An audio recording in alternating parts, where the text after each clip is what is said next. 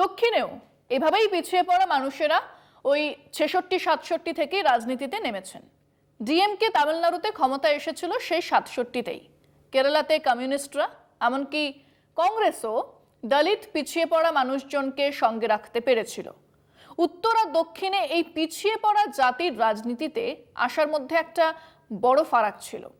দক্ষিণে এই দলিত উত্থান, দ্রাবিড় উত্থান ছিল এক সামাজিক উত্থান, আন্দোলন।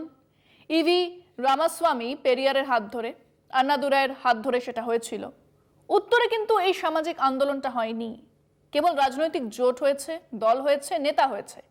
কাজেই দক্ষিণে পিছিয়ে পড়া জাতির মানুষেরা পরবর্তীতে যতখানি এগিয়ে যেতে পেরেছেন, যতটা শক্তপোক্ত হয়েছে তাদের ভিত্তি, তার অর্ধেকেরও অর্ধেক হয়নি উত্তরে, হিন্দি গোবলায়।